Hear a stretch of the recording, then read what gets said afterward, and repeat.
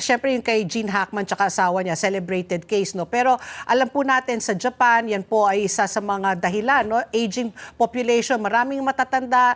Base nga sa research po namin, marami pong namamatay at hindi nalalaman dahil nga sa edad na nila. So, how crucial or what does age play, how does it play dito po sa ganitong mga sitwasyon na namamatay sila mag-isa? Tama yan. At dapat i-consider na rin natin yan sa Pilipinas. Kahit na ganun, kahit iba ang ating kultura, no, at iba ang ating value system.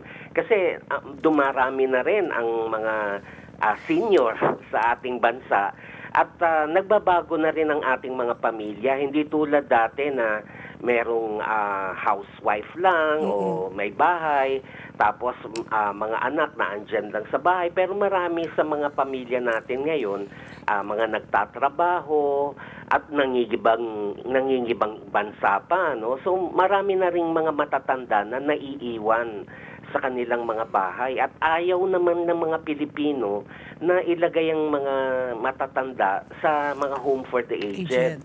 So, kaya nagiging reality na rin sa atin ang problemang yan, lalong-lalo na kung may mga sakit yung mga matanda. So, sa case din na Gene Hackman na Alzheimer's, ay talagang kinakailangan ay meron na rin tumitingin kahit panapanahon kung kamusta na kaya sila.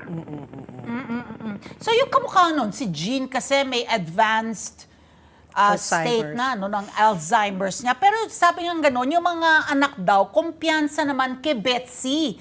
Sa the way she takes care of her husband, no, dun sa misis.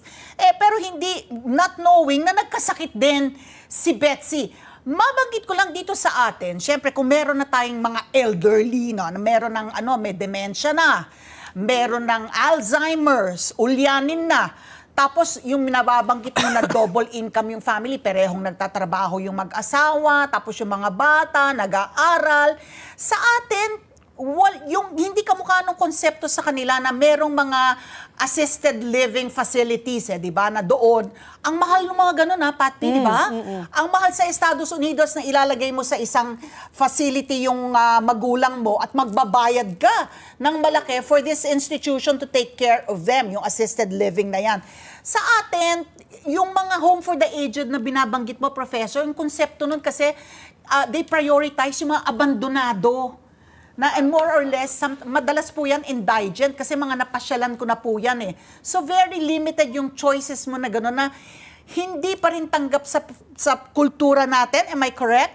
Na yung mga gano'n na instead na iwanan mo sa bahay mag-isa, ay ilalagay mo sa mga go ahead, ibang Professor. tao na hindi mo naman kaano-ano, yung ating mga magulang o mga lolo-lola, ano?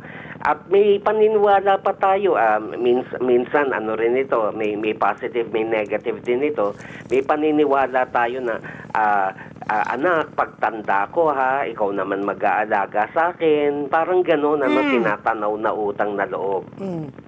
So, Professor, ito po, pag tayo nga'y tumanda, sabi nga natin, minsan nga tayo ay nagiging antisocial na. Is this a normal phase, no? Pag tumatanda tayo, meron na po tayong parang may aversion na tayo sa nakikipag-socialize. But how important is keeping a social life relevant as we age? Is it important or is it better to be alone? To be, in your comfort zone? Yun ang magandang tanong, ano? Kasi marami kasi sa mga matatanda na, ito napansin ko kahit sa mga magulang ko nung sila'y buhay pa, parang hindi nila matanggap na parang ayaw nila na parang na sila, worthless na sila na kay gustong-gusto nila nagtatrabaho pa. Yung nanay ko nga aakyat pa yan ng silya para may abutin sa cabinet. Pwedeng siyang mahulog. Ano? Kasi gusto nilang ipakita na kaya ko pa. Pero actually, marami ng mga risks. So, para sa akin ay kahit iniiwan sila sa bahay dahil walang ibang makakasama, panapanahon na i-check up naman anong kalagayan nila.